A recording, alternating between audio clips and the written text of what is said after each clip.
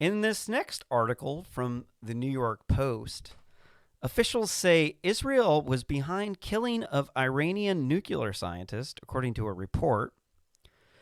Officials on Friday confirmed Iranian allegations that Israel was behind the killing of the Islamic Republic's top nuclear scientist, according to a report. Now, I swear they were lying. When I heard that, I didn't believe it at all. Because the new stereotype is that the Jews are completely innocent, that they don't do anything wrong, that they're just the victim, right? And they're people, dude. I mean, they're going to be just as wrong as everybody else, dude. Their shit stinks just as much as everybody else's. But they're geniuses. Those people are so smart, dude. I wish I could marry a Jew, have a baby with one of those people, dude, because they're just like, man, every single time I read some cool scientific innovation, there's like some Israelis connected with it. And if it's not the Israelis doing with it, it's a company that's connected with the Israeli companies. It's like they are such a hotbed of STEM innovation there that it's just amazing. And one of the reasons why is that people are always trying to kill the Jews. It's like, man, they just got it out for them, dude. It's like ever since they started, it's like they were like slaves in Egypt, and then there are like all these like the Romans coming after them, and then the Nazis killing them. They're anti-Semitic people all throughout time coming after them, and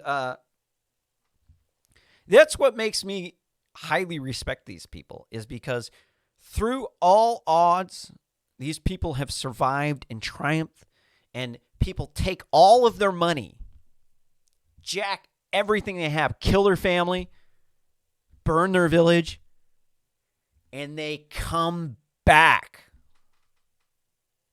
They come back every time smarter and more well off. And that, to me, that's how you earn my respect. That's definitely something that you got respect. But I don't know what they're trying to do. I wonder if they did this on purpose. Here, let's continue reading it. An unidentified American official and two unidentified intelligence officials told the New York Times that Israel was responsible for the slaying of Mohsin Fakhrizadeh. Mohsin Fakhrizadeh during the ambush near the capital of Tehran.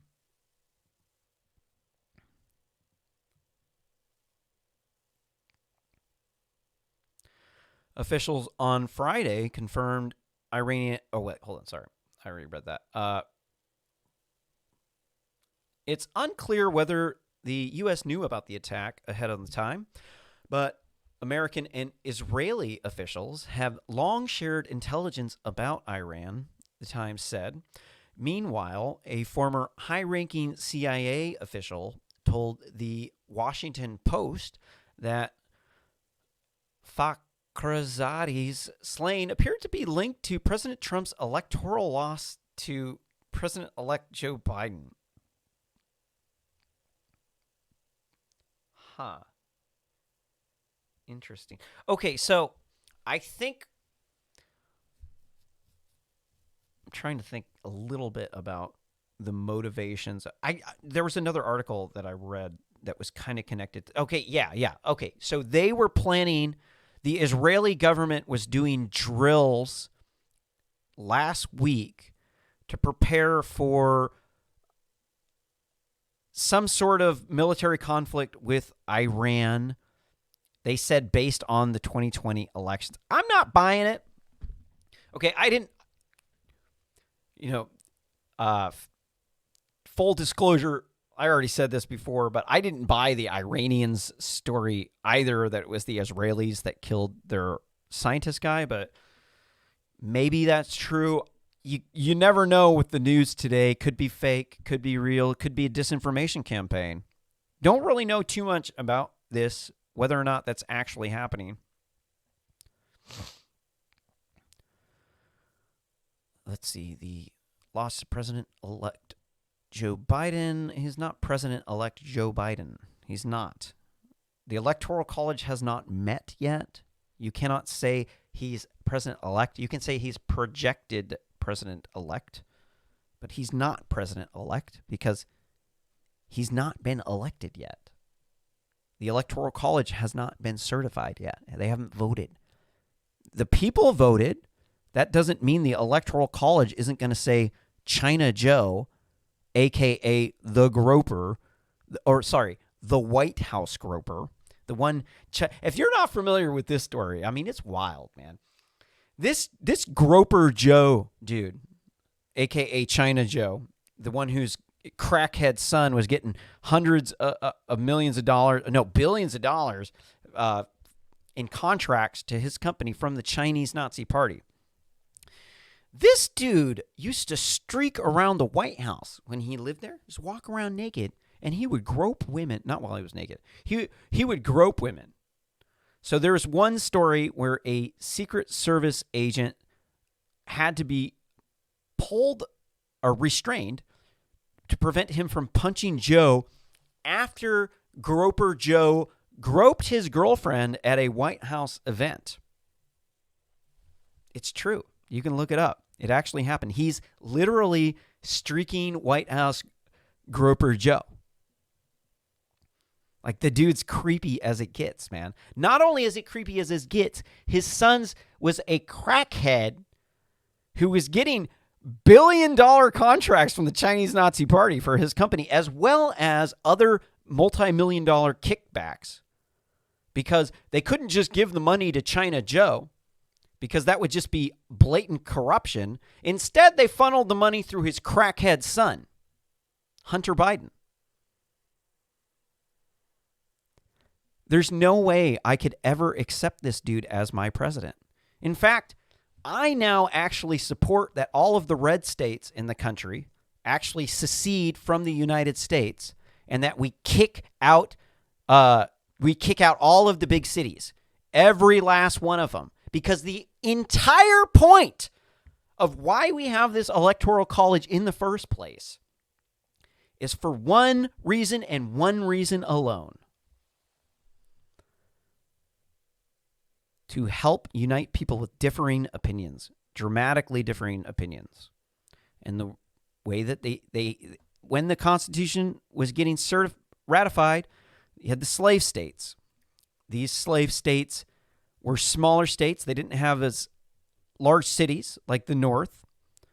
And so in order to get them to sign into the Union, because when you vote and you're in a democracy and then you got a large city that has a lot more people, it ends up being the people in the city end up controlling everything. And what they knew about people in the city is that they're extremely tyrannical. The mob is tyrannical as it gets. It is. It's mob justice. There's no justice in mob justice. It is just that. It is a bunch of people committing crimes, trying to get back at people without a trial. Oftentimes the person is innocent. So we made the Electoral College because they say the Electoral College is racist. This is stupid. There's no truth to that at all.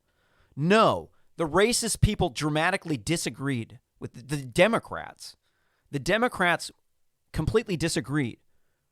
And the only way we got the landmass in, allowing us to be the gigantic country of America that became the world's #1 superpower, was that we allowed the rural states to have a little bit more say to prevent the cities, the big cities, from controlling politics. I mean, obviously, this is a good idea because most socialist punks come from big cities. In the USSR, it was socialist punks from the big cities who went through the countryside and killed people, because people in the countryside are typically capitalists, because you need a lot of people to perpetrate the socialist scam. Because when people stop working, you don't get the production. The only way you can get the production is through the hard-working people out in the country. They use them as slaves. Who wants to be a part of that? I don't want to be a slave for some rich douchebag Democrat in some Democrat-run shithole city where they're controlling the elections. So we need to break off from the United States of America, and we need to be the something else. I don't know, because those people don't represent us. They don't. Washington, D.C. does not represent America one bit at all. Washington, D.C. is deep state. Hardcore deep state. If you're unfamiliar with what the deep state is, most federal employees work around the Washington, D.C. area. This is where the deep state's at. The deep state, and in these areas, they hire, or in Washington, D.C. and the surrounding areas, they mainly hire people who live in the local area. And then they import as many of the best and brightest as they can. But the people who live in that area have family, and typically have family in that area and friends in that area. And these family and friends, in these communities, the staple job to get is to work for the federal government. That's the good, high-paying job. Like back in the day, there used to be the lumber mill or the factory, and then or the what was that? Another good job in the mines, and that was where people got their good income at. But then, and so in Washington, D.C., friends and family members oftentimes refer other friends and family members to get jobs. When you do this, you create a deep state, because these people have a culture in Washington, D.C. It's very anti-racist. It's very much so. It's very much so feminist. It's very much so anti-xenophobic. This is because of the Civil Rights Act, I think 1868, and then there was another one in 1960. No, it's not. It's one in 1800 and one was 1968.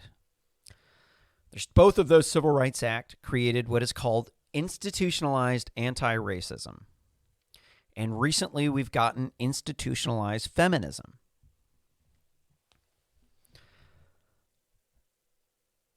So when you have institutionalized anti-racism and feminism, the families in the local area will also, too, start to believe this anti-racist woke garbage bullshit. When they do that, they fire anybody else who they view is racist, sexist, or xenophobic. This creates a good old boys network where they are allowed to commit crimes, and because they have institutionalized anti-racism, it causes them to target people that are a threat to this system. This system allows their families to stay at the top. Because of that,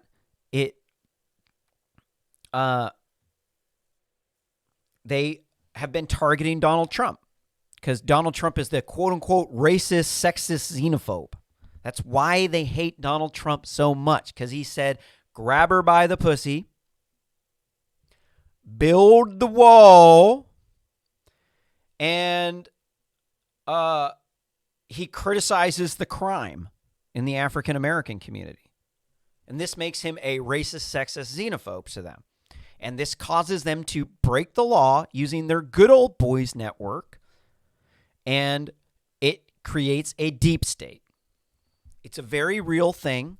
There's no spooky shit with it. It's not any conspiracy. It's a bunch of woke, anti-racist, privileged white people. And trust me, they are privileged AF white people. When they attack white privilege, it's because they can come up in the social hierarchy by doing that, because it allows them to exclude the white males that they don't want there, because they can replace them with a minority or a woman. When you replace them with the woman's going to be more agreeable on average. That allows them to maintain their status at the top of the ivory tower. We got to take them out by all means necessary. We do. We have to. So we're probably going to have to secede from the United States. We cannot be a part of a society where the people in the big cities that we hate these people. We do not like their politics. We don't like their crime. We don't like their anti-racism. We don't like their feminism. We don't like their anti-xenophobia. And because people think that it's like you're like bad if you're racist. It's like, okay, what about the Asians that don't like other Asians? What about the Japanese that don't like the Chinese, or the Chinese that don't like the Japanese? What about them? Oh, no, that's okay. They're not white. What people don't understand is that there's something called a social immune system. Social immune system developed naturally. I learned this from Steven Pinker, world famous psychologist. It was on the Joe Rogan show. I'd highly recommend checking out that Steven Pinker Joe Rogan podcast. Great show. So Steven Pinker was talking about the social immune system. Steven Pinker also came out with universal morals. Definitely you need to know that. You need to know that. That is that's why he's famous. Like that is like some groundbreaking stuff. He proved that all cultures around the world share the same set of 5 classifications of morals: fairness, cleanliness, authority, self-protection, and group loyalty. Right? Yeah. Cleanliness, authority, group loyalty, self-protection, and did I miss one? Well, anyways, so he was talking about racism, and as it turns out, racism actually evolved to protect us from diseases and xenophobia too. Because back in the day, if you were around somebody from very far away, that person was highly likely to have a disease that you were not immune to, such as smallpox that wiped out up to 85% of the American Indians, most of which had never, ever seen a white man before. They had no idea what's going on. They thought it was spirits taking out their people because they did something wrong. Because they didn't know anything about diseases. And so racism and xenophobia developed as a method to protect ourselves not only from diseases, but also from invading groups of people that would come through and slaughter your village. They would kill you. So you're trying to say that people are bad because they're racist? No. Racism is just a part of human nature. It's something that is there to protect us. It's like white blood cells in your immune system. White blood cells are some nasty predators, dude. They will kill. They do. And it's to protect us. So you can't say that racist and xenophobic people are bad because it's all relative.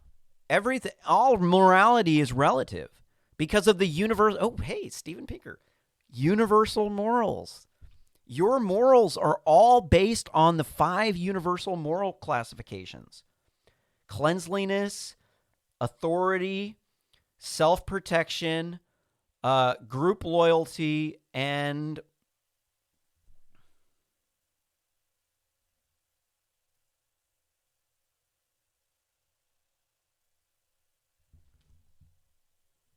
wait.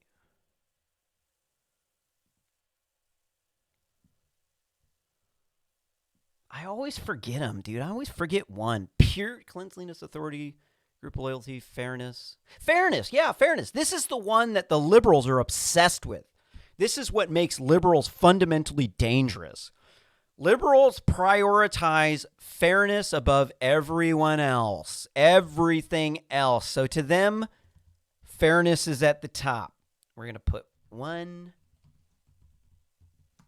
2, 3, 4, and 5. God, I always forget one. Used to be that I would forget cleanliness. Then I would get the fairness right because I was talking about fairness, but now it's changed. So, because it's like in Islamic countries where they'll chop your hand off if you steal. To them, that's more moral because it's group, it's authority, and it's group loyalty. Your loyalty is to the group. If you steal from the group, you have violated your the moral of group loyalty. Also, cleanliness also came, like eating pork in the Judaist religion, or actually Muslims also don't eat pork. That is cleanliness, and it's because you used to get sick from a disease. So to say that, well, okay, so race, what does racism violate in these? What of these morals does racism and xenophobia violate? Doesn't violate self-protection. It's for self-protection. Doesn't violate group loyalty. It's for group loyalty. Doesn't violate authority. By definition, it is authority. It's not about cleanliness. Fairness. It violates the moral of fairness. The ones that the liberals prioritize above everything else. This is why you should like and subscribe to this channel. I might go off on tangents, but you'll learn something. I've spent most of my adult life reading news articles and doing engineering. So I do come out with some gems. I say some not stupid things every once in a while, mixed in with some stupid things that I try to make as funny as possible. Go back to this thing. So where were we at? We were at Iranians, and they started going off on Steven Pinker, and then the thing with the thing. Oh, yeah, the deep state. So the deep state is very much so anti-racist, and they will use their good old boys network in order to target their political enemies, such as Donald Trump, because he's the essentially a third-party candidate. Essentially, he was not an establishment candidate, and that's why they hated him so bad. They put so much stuff in the news about him is because he was a known quantity before. He was famous before. He was the apprentice. He was Donald Trump, the guy that owned Trump Tower, famous guy from the 80s. That's why. It's because he's newsworthy. It's because he wasn't part of the crony establishment. He wasn't in with Bill Clinton and Hillary Clinton and the Bushes and the woke anti-racist. He was not with those people. Absolutely not with the deep state crew. He was the antagonist to the deep state. And so this made him a very big threat because their job was based upon them able to control the ascendants to the top of the ivory tower. That's the entire scam that these people, these liberals, have perpetrated on you. In particular, the Democrats. Not all liberals are bad.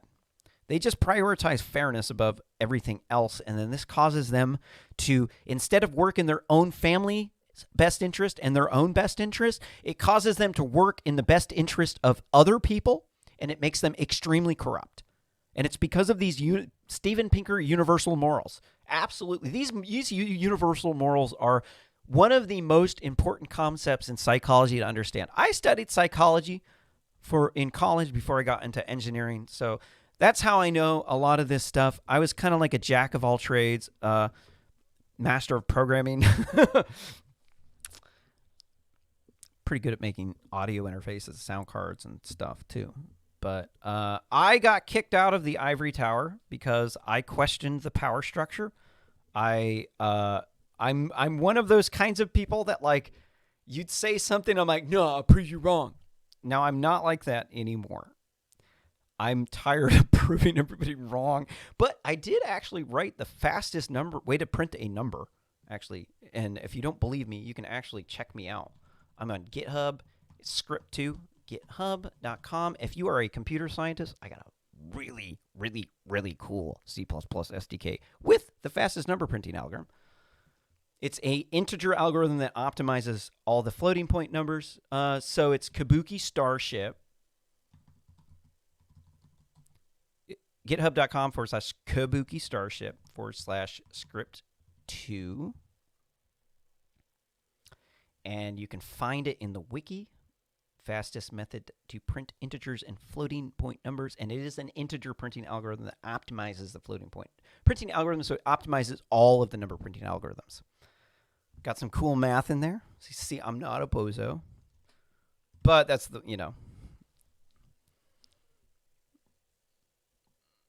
What does this have to do with anything?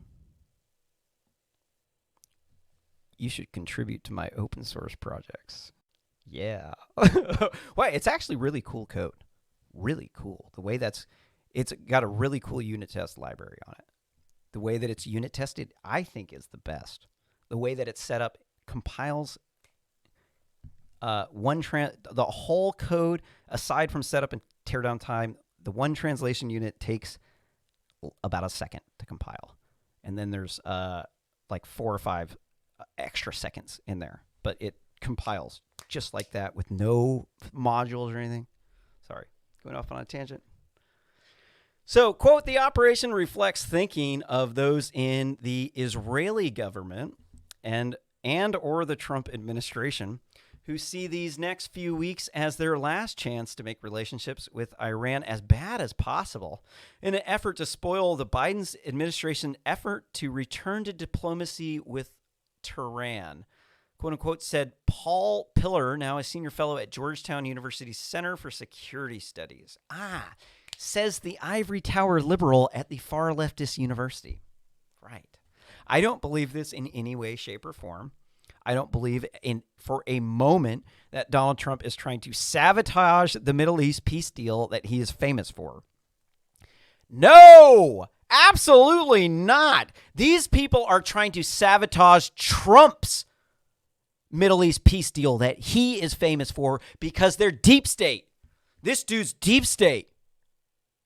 That is deep state. That's what deep state does. They're liars. Corrupt people in universities, in Washington, D.C. They're all in cahoots together to maintain their anti-racist, woke power structure that allows them to stay at the top of the ivory tower. That's the whole game. That's something you learn when you start to run businesses like I do, is there's a power structure. There's existing players. They have lots of money. Their families have jobs. Their jobs pay a lot of money. They're not giving them up. You try to mess with that stuff, dude, they're coming after you, bro. Trust me, anytime I've ever messed with their stuff, they've always come after me because they're petty, vindictive masters. Read the 48 Laws of Power. They're petty, vindictive masters. That's what it is. They have their entire life's identity wrapped up in their career. Like this Georgetown law professor, his entire identity is as a law professor at Georgetown University and as what else? It was a former something for CIA or blah, blah, blah.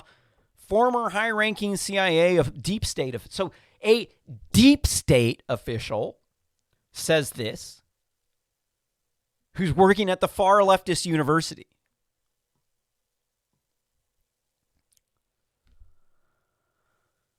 Trump pulled out of the Iran deal, formerly known as the Joint Comprehensive Plan of Action, or JCPOA.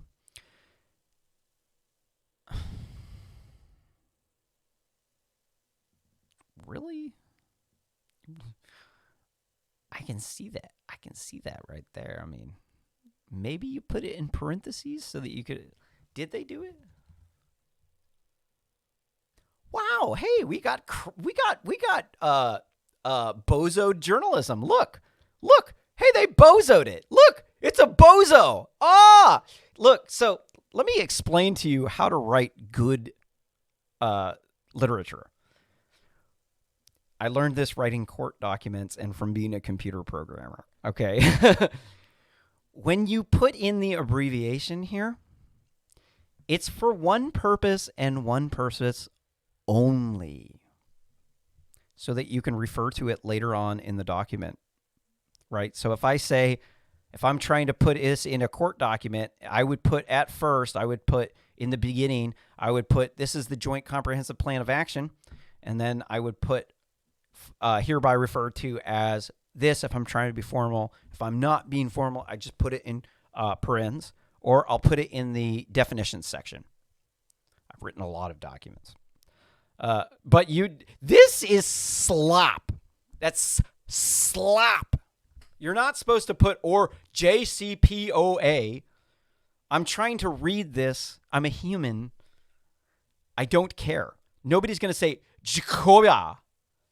Is it Jacob? Is it? Hold on. You could say it's Jacoba. Jocoba. Good Jocoba.